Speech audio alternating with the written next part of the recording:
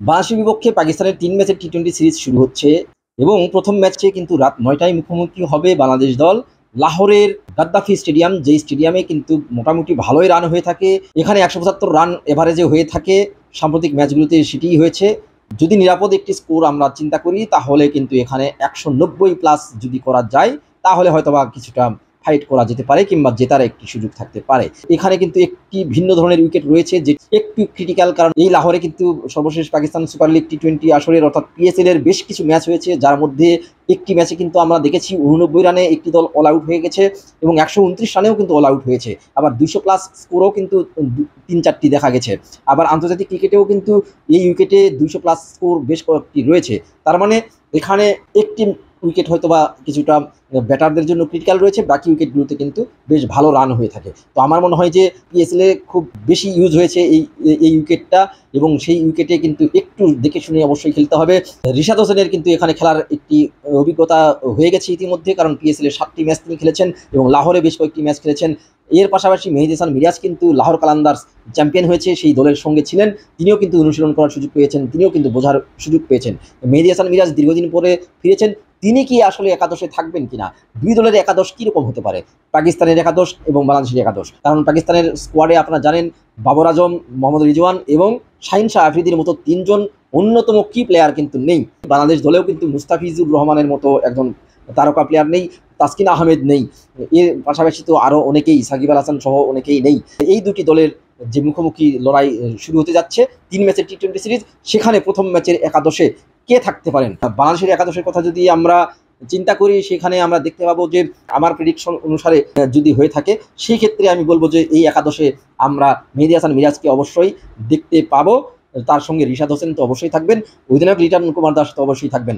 এখন পেস বোলিংয়ের ক্ষেত্রে শরীফুল ইসলাম খুব ইমপ্রেসিভ বোলিং করেছেন আরব আমিরাতের বিপক্ষে, যেখানে অন্য বোলারদের মধ্যে কিন্তু কোনো নিয়ন্ত্রণ ছিল না কিংবা ধারাবাহিকতা ছিল না। শরীফুল ২টি ম্যাচ খেলেছেন, ২টি ম্যাচেই খুব ভালো বোলিং করেছেন। শরীফুল ইসলাম অবশ্যই থেকে যাচ্ছেন, তার সঙ্গে বাকি ২ পেসার হিসেবে এখানে তানজিম হাসান সাকিব এবং হাসান মাহমুদ অবশ্যই থাকবেন বলে আমার মনে হয়। তবে যদি সৈয়দ খালেদ আহমেদ যেহেতু মুস্তাফিজের রিপ্লেসমেন্ট হিসেবে গেছেন, তাকে একটি পরীক্ষা করিয়ে নিতে পারে বাংলাদেশ দল তানজিম হাসান সাকিবের জায়গায়, সেক্ষেত্রে একটু শেষের দিকে ব্যাটিং অপশনটা একটু কমে যাবে, কারণ আপনারা জানেন যে তানজিম হাসান সাকিব কিছুটা ভালো ব্যাটিং করেন। সেক্ষেত্রে বাংলাদেশের একাদশটা দাঁড়াচ্ছে এরকম: পারভেজ হোসেন ইমন, তানজিদ হাসান তামিম, লিটন কুমার দাস, নাজমুল হোসেন শান্ত অথবা তাওহিদ হৃদয়। নাজমুল হোসেন শান্ত অথবা তাওহিদ হৃদয় এই কারণে বলছি যে তাওহিদ হৃদয় কিন্তু নিজেও একটু স্ট্রাগলের মধ্যে রয়েছেন, তিনি খুব একটি ভালো ফর্মে নেই, ভালো শেপে নেই, কিন্তু নাজমুল হোসেন শান্ত সবেমাত্র ক্যাপ্টেন্সি হারিয়ে তিনি কিন্তু আরব আমিরাতের বিপক্ষে একটি ম্যাচ ভালো করেছেন। এখানে তাওহিদ হৃদয় অথবা নাজমুল হোসেন শান্ত, তারপরে জাকের আলী অনেক, শামীম হোসেন পাটোয়ারি এবং অবশ্যই আমি ওখানে বলবো মেহেদী হাসান মিরাজ। যদি মেহেদী হাসান মিরাজকে আরেকটু সময় দেওয়ার চিন্তা করে কোচিং স্টাফ, সেই ক্ষেত্রে হয়তো বা টিম ম্যানেজমেন্ট ভাবতে পারে শেখ মেহেদী হাসানকে আরেকটি সুযোগ দেওয়ার কথা। তারপরে রিশাদ হোসেন এবং বাকি ৩ পেসারের কথা তো আমি বললাম, তানজিম হাসান সাকিব, শরীফুল ইসলাম এবং হাসান মাহমুদ। এইটি হচ্ছে বাংলাদেশের একাদশ। পাকিস্তানের দলেও কিন্তু বেশ কিছু পরিবর্তন, তবে বেশ কয়েকজন অভিজ্ঞ ক্রিকেটার কিন্তু ফিরেছেন। সেখানে যদি আমরা দেখি যে হাসান আলী, ফখর জামান এই ২ জন কিন্তু ফিরেছেন দলে। তো আমার মনে হয় যে ফখর জামান এখানে অবশ্যই থাকতে পারেন, তার সঙ্গে ওপেনিং করবেন মোহাম্মদ হারিস, যিনি উইকেট কিপার ব্যাটার এবং বেশ ভালো ফর্মে আছেন। তারপরে সাইম আইয়ুব, সালমান আলী আঘা এসএলে তেমন একটি ভালো করতে পারেননি, কিন্তু তরুণ উদীয়মান ব্যাটার রয়েছেন ইরফান খান নিয়াজি, তিনি কিন্তু মিডল অর্ডারে থাকবেন। খুশদিল শাহ থাকবেন, তারপরে সাদাব খান থাকবেন। এরপরে ৪ জন পেসার থাকতে পারে, কারণ যেহেতু সাদাব খান, খুশদিল শাহ দুজনেই কিন্তু স্পিন বোলিং অপশন এবং তারা কিন্তু নিয়মিত বোলিং করে থাকেন। তার মানে বাকি ৪ জন কিন্তু এখানে পেসার থাকবেন। সেখানে ফাহিম আশরাফ অবশ্যই ফিরবেন, কারণ ফাহিম আশরাফ পিএসএলে ভালো করেছেন। তার সঙ্গে মোহাম্মদ ওয়াসিম জুনিয়র, হারিস রৌফ এবং সঙ্গে হাসান আলী। এইটি হচ্ছে পাকিস্তানের একাদশ। আমার মনে হয় ২ দলের একাদশ এরকম হতে পারে, কিছুটা ব্যতিক্রম যে ঘটবে না সেটিও কিন্তু নয়। এর চেয়ে মিরাকুলাস কিছু না হলে একাদশটা এর বাইরে হওয়ার কথা নয়। বাংলাদেশ এবং পাকিস্তান এখন পর্যন্ত ১৯ বার মুখোমুখি হয়েছে, আপনারা জানেন।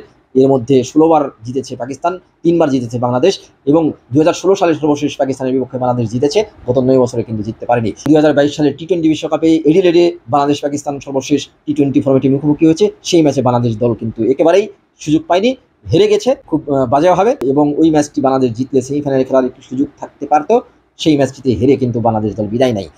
তারপরে প্রায় ৩ বছর কেটে গেছে, অবশেষে আবার তারা কিন্তু পাকিস্তানের মাটিতে মুখোমুখি হচ্ছে। তবে এই ম্যাচটি অবশ্যই বাংলাদেশের জন্য চ্যালেঞ্জিং হবে, কারণ বাংলাদেশ দল সবেমাত্র আরব আমিরাতের মতো একটি সহযোগী সদস্য দেশ আইসিসির, তাদের কাছে কিন্তু সিরিজ হেরেছে 2-1 ব্যবধানে, এবং সেই সিরিজে বাংলাদেশ দল যাচ্ছে তাই খেলেছে।